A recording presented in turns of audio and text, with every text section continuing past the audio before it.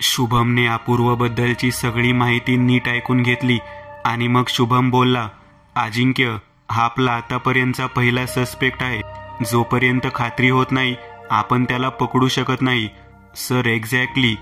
एक काम करा, अपूर्ववर नजर राखा. किती वाजता उठतो, कुठे जातो, सगळी माहिती काढा. Okay sir. त्याचं डिस्कशन होईपर्यंत सकाळ झाली. शुभम आणि अजिंक्य बाहेर चहा पित होते तेव्हाच रानू आली. हाय शुभम. हाय अजिंक्य. कसा आहेस? आणि वहिनी कशा आहेत आता? ठीक आहेत एकदम.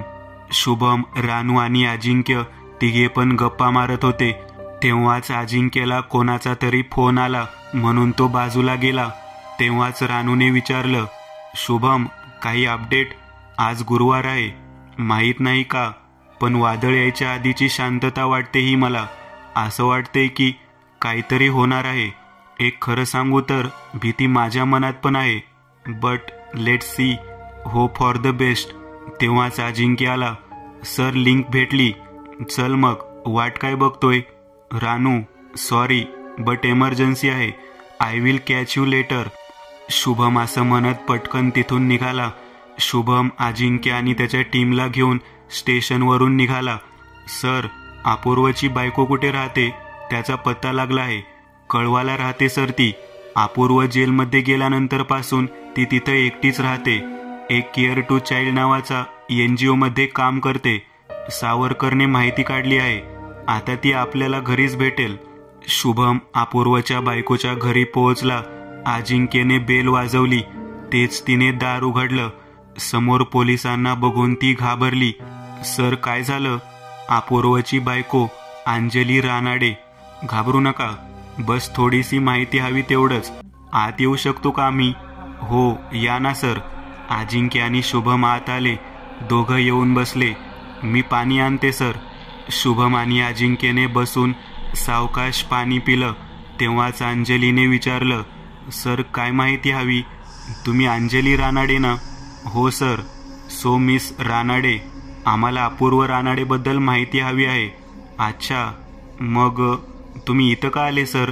जेलमध्ये जाऊन चौकशी करा. आणि तसंही माझा त्या माणसासोबत काहीच संबंध नाही आहे. तुम्हाला खरंच माहीत नाही? म्हणजे की अपूर्व जेलमधून सुटला. 1 महिना झाला त्याला बाहेर येऊन. मग तर चांगलं आहे. त्यालाच जाऊन भेटा. जी माहिती हवी ती त्याला विचारा. बघा मिस रानाडे, आम्हाला अशी शंका आहे की मुंबईमध्ये होणाऱ्या अपहरणाच्या मागे तुमच्या नवऱ्याचा हात आहे.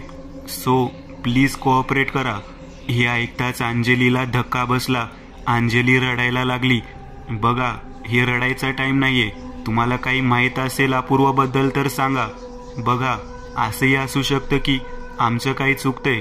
जसं आम्ही म्हटलं की आम्हाला शंका आहे, पण तरी सध्या प्राईम सस्पेक्ट अपूर्व आहे. करू शकतो सर अपूर्व. जर स्वतःच्या मुलालाच अपहरण करताना काही वाटलं नाही त्याला, तर दुसऱ्यांच्या मुलाबद्दल का काही वाटेल? बघा, हे आम्हालाही माहिती आहे की त्यांनी त्याच्या मुलाचं अपहरण केलं होतं. पण प्रश्न हा आहे की काय गरज पडली त्याला अशी की त्यांनी असं पाऊल उचलला. अंजलीने तिचे डोळे पुसले, शांत होऊन पाणी पिलं आणि मग एक लांब श्वास घेतला. लव्ह मॅरेज होतं आमचं. कॉलेजच्या वेळपासून त्याचे ती इमॅजिनेशन, त्या कविता, शायरी, अगदी त्याच्या त्या जगात मी हरवून जायची. कॉलेज संपल्यानंतर घरच्यांची परवानगी घेऊन आम्ही लग्न केलं. सगळं मस्त चालू होतं आयुष्यात, काहीच कमी नव्हती. पण एक दिवस मी अपूर्वला रात्रीच्या वेळीस कोणासोबत तरी बोलताना ऐकला. जेव्हा बेडरूममधून बाहेर जाऊन मी पाहिलं तर तो एकटाच बडबड करत होता. जेव्हा मी विचारलं तर तो बोलला की तो माझा मित्र आहे. पण त्या दिवसानंतर सगळं बदललं. ज्या इमॅजिनरी वर्ल्डमध्ये मला त्याच्यासोबत राहायला आवडायचं, तेच इमॅजिनेशनने आता मला भीती वाटत होती. अपूर्वाला असे लोक दिसायचे ज्यांचं काही अस्तित्व नाही आहे. तो रात्रभर त्यांच्यासोबत बोलायचा. एक दिवस मी त्याला डॉक्टरकडे घेऊन गेली.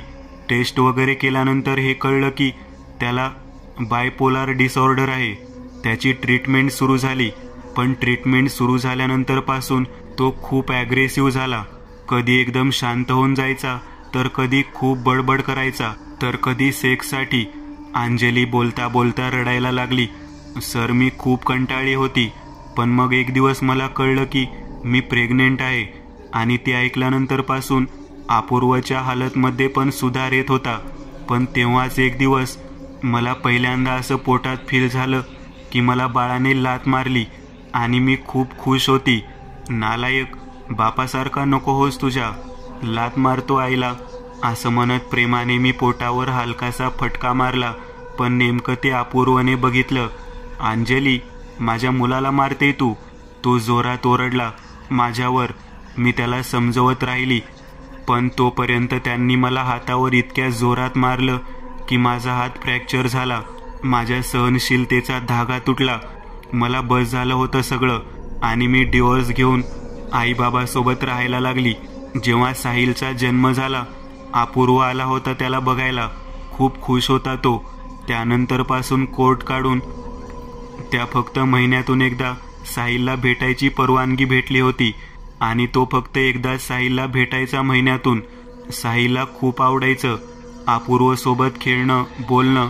तो एकांतर वाट बघायचा की कधी तो दिवस येईल जेव्हा मी पप्पाला भेटेन. आता मलाही असं वाटत होतं की सगळं चांगलं चाललं आहे. बहुतेक साहिलमुळे मी आणि अपूर्व परत एक होऊ. पण नाही, नशिबात काही वेगळंच होतं. त्या दिवशी साहिलचा वाढदिवस होता आणि अपूर्वला भेटण्याची तारीख पण. मी पण खूप खुश होती, कारण की मी आजपर्यंत अपूर्वला म्हणणार होती की सगळं विसरून एकत्र राहूया आणि एक नवीन सुरुवात करूया. अपूर्व साहिलला सोबत घेऊन गेला होता बाहेर. तेव्हाच खबर आली की माझा साहिल. अंजली खूप रडत होती. साहिल रस्त्यावर पडला होता आणि अपूर्वचा काहीच पत्ता नव्हता. साहिलच्या मेळ्याच्या 1 आठवड्यानंतर अपूर्व स्वतः घरी आला. मला त्या माणसाचं थोबाड पण बघावंसं वाटत नव्हतं. बाबांनी पोलिसांना फोन केला आणि पोलीस अपूर्वला घेऊन गेली. त्याला गैरजबाबदारी आणि हत्येच्या आरोपात 7 वर्षाची सजा झाली. शुभमने अंजलीला आश्वासन देऊन शांत केलं. ठीक आहे, आम्ही निघतो. Thanks for your cooperation. Ajinkya आणि शुभम निघतच होते तेव्हाच शुभम मागे फिरला आणि त्याने अंजलीला विचारलं, by the way miss Ranade, तो कुठला दिवस होता जेव्हा अपूर्व साहिलला भेटला? आय मीन कुठला वार होता? जर तुम्हाला आठवत असेल तर. मला चांगलं आठवतं. त्या दिवशी साहिलचा वाढदिवस होता, 29 डिसेंबर, शनिवार. हे ऐकताच अजिंक्य शुभम समोर बघायला लागला. Okay miss Ranade, thanks a lot. Ajinkya आणि शुभम तिथून निघाले स्टेशनसाठी. सर हा तोच आहे. शुभमने काहीच उत्तर दिलं नाही. इथं अपूर्व घरात बसला होता एका बाजूला, हातात एक छोटा आरसा घेऊन. तो आरशात बघून सारखा बोलत होता, थप्पा ए थप्पा, आणि असं करत जोरजोरात हसायला लागला. आणि मग एकदमच शांत होऊन बोलला, कल्पनाशक्ती हीच खरी शक्ती आहे. शुभम आणि अजिंक्य तिथून स्टेशनवर जात होते तेव्हाच सावरकरचा फोन आला अजिंक्यला.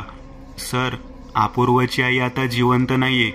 अपूर्व अटक झाल्याच्या काही वर्षानंतर त्यांचा मृत्यू झाला. अपूर्वचे कोणत्या जवळच्या नातेवाईकांकडे त्याच्याबद्दल काहीच माहिती नाहीये. ठीक आहे सावरकर.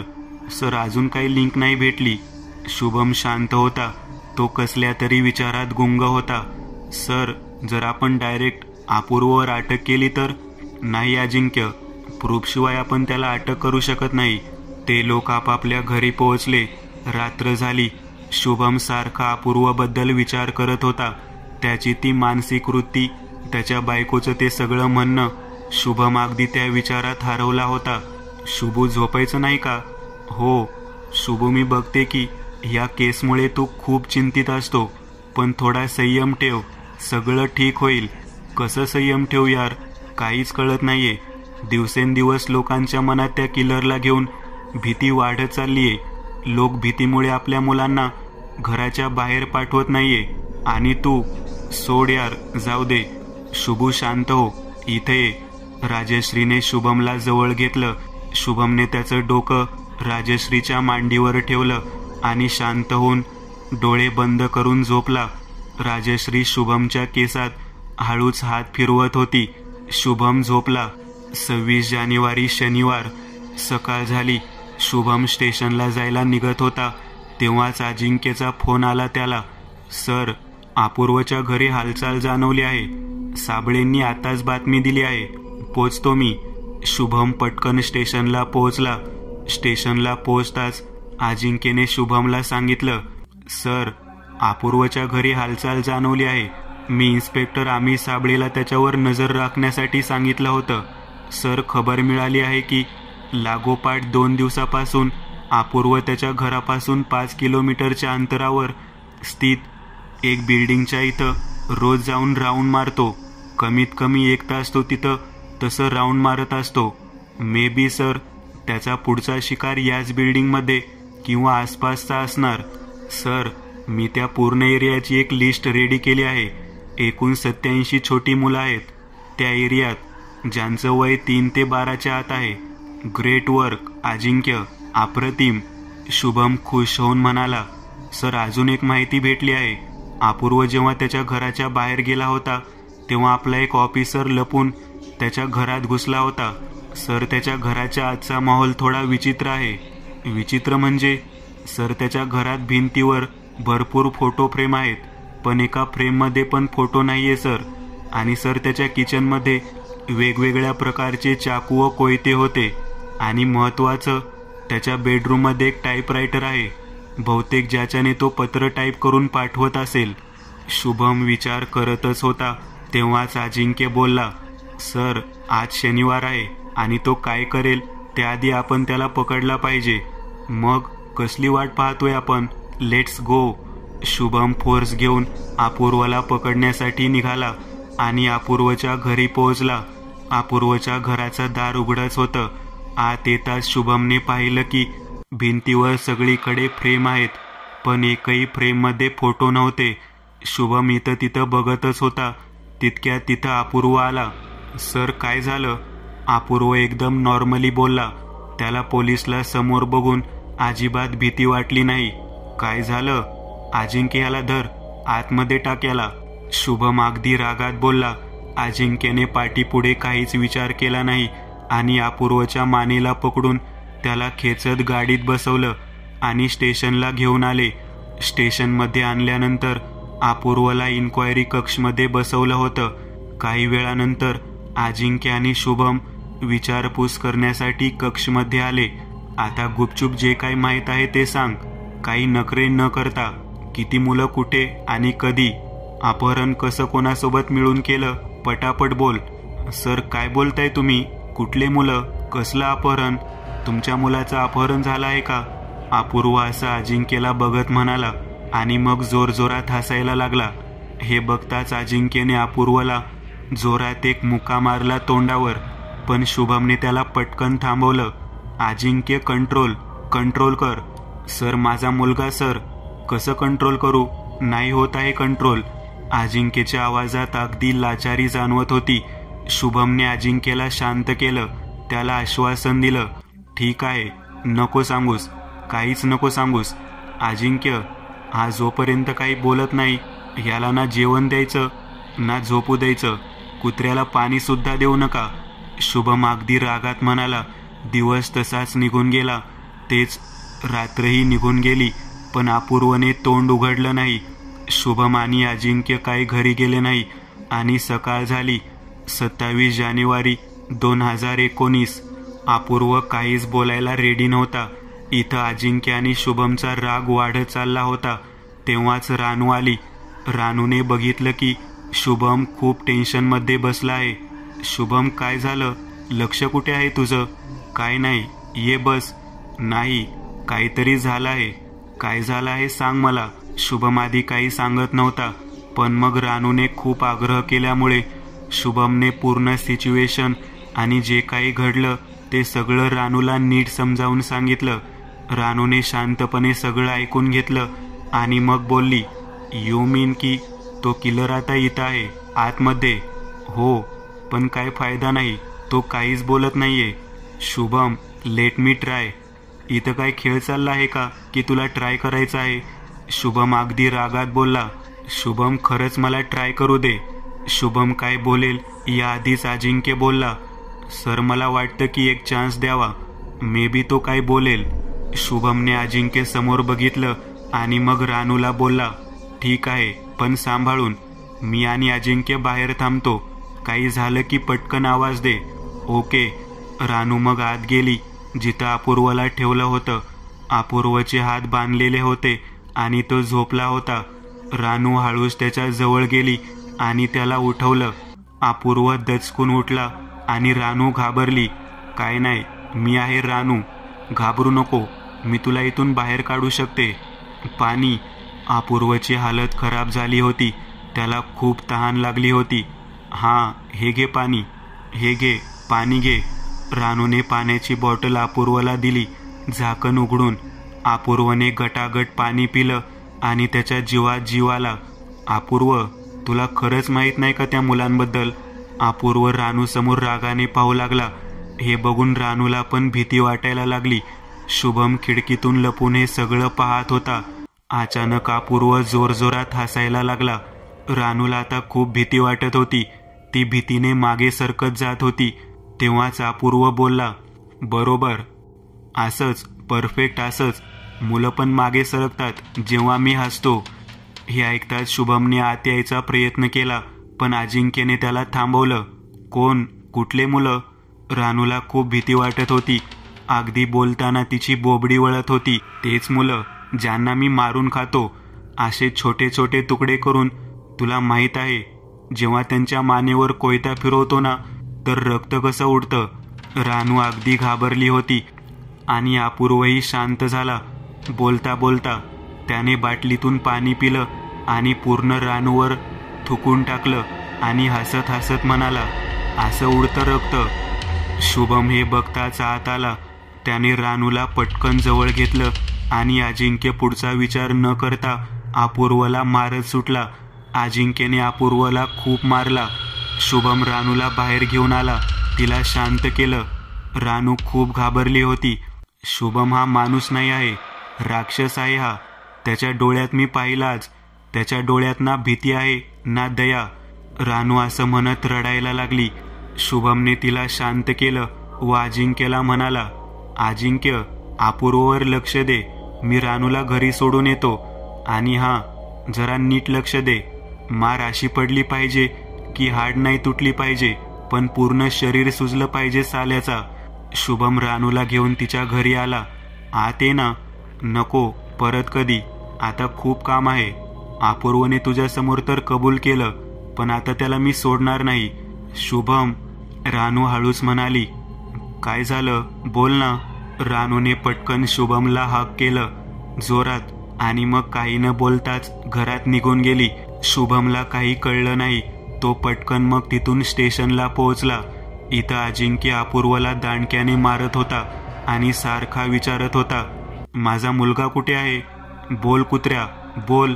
पण अपूर्व काहीच बोलत नव्हता. अजिंक्य आणि शुभमने खूप प्रयत्न केले पण अपूर्व काहीच बोलला नाही. रात्र झाली आणि रात्रची सकाळ, पण अपूर्व काहीच बोलला नाही. 28 जानेवारी सोमवार 2019. अजिंक्य अगदी कंटाळून अपूर्वला बोलला, काय पाहिजे तुला? सांग. पैसे हवे? पैसे हवे का तुला? पण फक्त एवढं सांग की माझा मुलगा जिवंत आहे की नाही. अजिंक्य थकला होता. त्याच्या आवाजावरून जाणवत होतं की त्याला किती दुःख आहे. तेव्हाच शेवटी अपूर्व बोलला, सांगतो, सगळं सांगतो, पण मला आधी बसू द्या.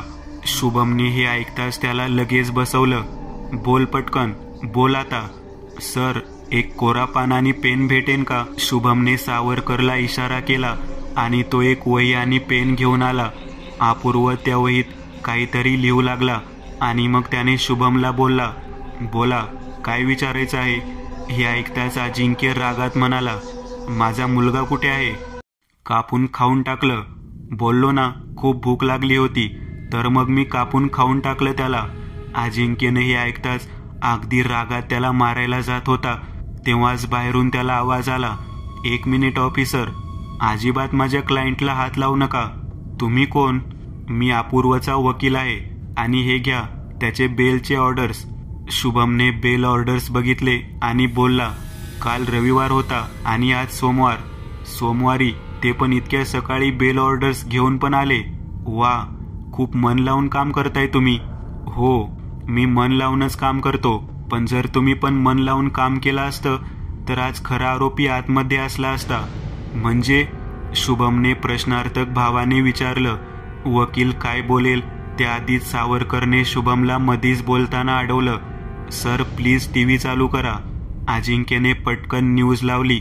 न्यूजवर चालू होतं, ब्रेकिंग न्यूज. पत्राचा खुनी खेळ अजूनही चालू आहे. गेल्या काही सोमवारपासून दर सोमवारी एक ना एक घरात एक पत्र येतो. हा पत्र एक असा विचित्र संदेश घेऊन येतो ज्याची कल्पना कोणालाच नसते. आणि तसाच या सोमवारी पण घडलं. पण या सोमवारी जे घडलं ते ह्याच्या आधी कधीच घडलं नाही. सकाळी सकाळी निखिल शर्मा ह्याच्या घरी एक डब्बा आला ज्यात स्वादिष्ट मटण होतं, पण त्यासोबतच शेवटच्या डब्यात एक पत्र होतं. तर तो पत्र अशा प्रकारे होता. अखिल, वय 8. तुमच्या मुलालाच मटण म्हणजे काय सांगू. किती कौतुक केलं तरी कमी आहे. मला खूप आवडलं. पहिल्यांदा, खरं सांगतो, पहिल्यांदा मला कुठल्या मुलाचं मटण एवढं आवडलं म्हणून थोडं तुमच्यासाठी पण पाठवलं आहे. खाऊन बघा एकदा, आवडेल तुम्हाला. सान्य. तर हा होता पत्र. कोण आहे सान्य? का करतोय तो असं? अखेर कधीपर्यंत हा खुनी खेळ असाच चालणार आहे? पोलीस कुठपर्यंत हातावर हात घेऊन बसून राहणार? शुभम आणि अजिंक्यला न्यूज बघून खूप मोठा धक्का बसला. शुभमला काही सुचत नव्हतं की नेमकं काय करावं. काय पुरावा नाही, काय नाही. आणि तुम्ही हात कसा उचलला माझ्या क्लायंटवर? तुम्हाला तर मी सोडणार नाही. अजिंक्य आणि शुभम काहीच बोलू शकले नाही. अपूर्वला शुभमने सोडलं आणि अपूर्व तिथून निघाला. जाताना अपूर्व थांबला आणि शुभम समोर थांबला आणि हळूच बोलला, मला तुमच्यावर विश्वास आहे. अपूर्व एवढं बोलून निघून गेला. शुभमला काहीच कळत नव्हतं की काय चाललंय. सर, जर अपूर्व किलर आहे तर मग आता अपहरण कोणी केलं? अपूर्व तर आपल्या समोर होता. तेच तर कळत नाही अजिंक्य. हे झालं कसं? शुभमच्या मनात हा विचार सारखा रमत होता. पण आधी ते लोक घटनास्थळी पोहोचले. तिथं जाऊन अजिंक्यने मुलाच्या आई वडिलांसोबत विचारपूस केली आणि पुढे हवी ती माहिती जमा केली. तुमचा मुलगा अखिल, तो हॉस्टेलमध्ये राहतो ना? हो सर. आणि काय माहिती हे सगळं कसं झालं? निखिल शर्मा रडत रडत म्हणाला. सर, मी हॉस्टेलमधून माहिती काढली. त्यांचं म्हणणं आहे की शुक्रवारी सकाळी निखिलने स्वतः त्याच्या मुलाला आणण्यासाठी गाडी पाठवली होती. सर, पण मी गाडी पाठवलीच नाही. मी का गाडी पाठवेल? सर, सकाळी 10:30च्या सुमारे डब्बावाला डब्बा घेऊन आला. मी त्याला विचारलं की इतक्या सकाळी डब्बा कोणी पाठवला? तर तो बोलला की उज्ज्वल शर्माने. सर, उज्ज्वल शर्मा आमचे जवळचे नातेवाईक आहे. इथं मुंबईमध्येच राहतात. मला वाटलं की पाठवलं असेल. मी डब्बा उघडून टेस्ट केलं, पण मला कुठे माहीत होतं की मी आपल्याच मुलाचं. निखिल रडायला लागला जोरात. सर, जेवण शिळं होतं. अगदी वास सुटली होती. म्हणून मी बायकोला म्हटलं की फेकून दे. बहुतेक बिघडलं असेल, जाऊ देत. पण जेव्हा ती फेकत होती तेव्हाच तिला हे पत्र भेटलं. सर, मी क्रॉस चेक केलं. त्यांच्या नातेवाईकांचं म्हणणं आहे की त्यांनी डब्बा पाठवलाच नाही. शुभम विचार करत होता. थोडा वेळ शांत उभा होता आणि मग तो बोलला, अजिंक्य, एक काम कर. तो डब्बा आणि ते मांस फॉरेन्सिक लॅबला पाठवून दे. जितकं होईल तितकं लवकर. मला रिपोर्ट हवी आहे. Okay sir. सगळी विचारपूस केल्यानंतर शुभम स्टेशनला आला. स्टेशनला पोहोचताच शुभमला फॉरेन्सिक लॅबमधून फोन आला. शुभमने नीट सगळं ऐकून घेतलं आणि बोलला, ठीक आहे. ह्याची माहिती कोणापर्यंत पोचली नाही पाहिजे. आय रिपीट, कोणालाही ह्या रिपोर्टबद्दल कळलं नाही पाहिजे. सर, काय आहे रिपोर्टमध्ये? शुभमने अजिंक्यला सगळं सांगितलं. सर, त्यांनी हे सगळं केलं कसं? काहीच कळत नाहीये. अजिंक्य, त्याने मला चेतावणी दिली होती की आता तो चावणार आणि त्याने नेमकं तेच केलं. खेळ खेळत होता तो आपल्यासोबत. अजिंक्य, खूप चालाक निघाला तो साला. आपण त्याला अंडर एस्टिमेट केलं. सर, म्हणजे तुम्हाला अजून वाटतं की हे सगळं अपूर्वने केलं? पण हे कसं शक्य आहे सर? अजिंक्य, आपण त्याच्यावर नजर राखून होतो, पण त्याने आपल्याला तेवढंच दाखवलं जेवढं त्याला दाखवायचं होतं. सर, म्हणजे त्याला माहीत होतं की आपण त्याच्यावर नजर राखून आहे. त्याने आधीपासून हे प्लॅन केलं होतं. गुरुवारी सकाळी त्याने निखिलच्या नावाने हॉस्टेलमध्ये गाडी पाठवली नाही. तो स्वतः अखिलला घेऊन आला आणि कोणाला कळलं पण नाही की मुलाचं अपहरण झालं आहे. आपण त्याच्यावर नजर राखू. त्याआधीच त्याने हा खेळ रचून झालं होतं. त्याच्या प्लॅनच्या हिशोबाने त्याने मग शुक्रवारी रात्री अखिलला मारून तो डब्बा रेडी केला आणि मग उज्ज्वल शर्माच्या बिल्डिंगच्या इथं जाऊन वॉचमनला देऊन आला की सोमवारी डब्बावाला घेऊन जाणार. आणि तेच झालं. Bloody hell. पण सर, साबळेनी हे बघितलं कसं नाही की तो डब्बा घेऊन तो निघाला घरातून? सर, त्या दिवशी मी सकाळी तुम्ही यायच्या आधी नजर राखली होती त्याच्यावर, पण मधीच तो कुठे गायब झाला कळलं नाही, लक्ष नाही राहिलं. पण सर, तो अर्ध्या तासात परत आला होता. You fool. त्या अर्ध्या तासात त्याने हे सगळं केलं आणि आता अर्धा तास आपल्याला खूप महागात पडणार आहे. शुभम अगदी रागात म्हणाला. सर, आता पुढे काय? अजिंक्य, आज सकाळी जाताना तो माझ्या जवळ येऊन बोलला होता की मला तुझ्यावर विश्वास आहे. पण तो असं बोलला का? सर, आयडिया नाही, पण नक्कीच त्यामागे काहीतरी कारण असेल. शुभम विचार करत होता, डोळे झाकून. आधी झालेलं सगळं आठवत होता आणि अचानक त्याला आठवलं की सकाळच्या वेळी अपूर्वने त्याच्याजवळ एक कोरं पान आणि पेन मागितली होती. शुभमने पटकन डोळे उघडले. अजिंक्य, सकाळी अपूर्व ज्या वहीमध्ये लिहित होता ती वही कुठे आहे? अजिंक्य पटकन ती वही घेऊन आला आतून. शुभमने ती वही उघडली आणि त्यातलं एक एक पान नीट पाहू लागला. त्यातल्या एका पानावर लिहिलेलं होतं, सर, मला खात्री आहे की मी गेल्यानंतर तुम्हाला हा पत्र भेटेन, पण तोपर्यंत खूप वेळ झाली असणार. काय झालं समजलं नाही का? म्हणजे अजून फोन आला नाही वाटतं. येईल, धीर धरा. शुभमला काहीच कळलं नाही की नेमकं या पत्राचा काय अर्थ आहे. शुभम विचार करतच होता तेव्हा स्टेशनचा फोन वाजला. शुभमने पटकन फोन उचलला. Shubham Kadvaikar. Mister ACP, home minister बोलतोय. खूप चांगलं काम केलं तुम्ही. एकतर खरा आरोपी बाहेर आझाद फिरतोय, अपहरणवर अपहरण करतोय, मुलांना मारतोय, आणि तुम्ही एक साध्या माणसाला, जो आधीच एक मानसिक रोगी आहे, त्याला पकडून टॉर्चर केलं. काय चाललंय काय नेमकं? सर, तो मानसिक रोगीच खरा किल्लर आहे. सर, मला एक चान्स द्या फक्त. तुम्हाला मी प्रॉमिस करतो की त्याचं कन्फेशन तुमच्या टेबलवर असेल सर. बस एक संधी द्या. बुलशेट. कसलं कन्फेशन? You R suspended. आता घरी बसून स्वतःचं कन्फेशन रेकॉर्ड करत बसा. मिनिस्टरने फोन ठेवून दिला. मित्रांनो, आज पुरतं एवढंच. तुम्हाला जर काही गोष्ट आवडली असेल तर नक्की लाईक करा. तुमच्यापैकी बरेचसे जण व्हिडिओ लाईक न करताच पळून जातात, पण हा जर व्हिडिओ तुम्ही लाईक केला तर मला जरा बरं वाटेल आणि असेच भारी भारी व्हिडिओ बनवायची माझ्यात एनर्जी येईल. त्यामुळे नक्की लाईक करा. आणि अजूनही कोणी या चॅनलला सबस्क्राईब केलेलं नसाल तर लगेच सबस्क्राईब करून टाका. आणि बाजूची घंटी ती मात्र दाबायला विसरू नका. देवाची घंटी आहे ती. चला तर मग पुन्हा भेटूया अशीच एक आगळी वेगळी गोष्ट घेऊन पुढच्या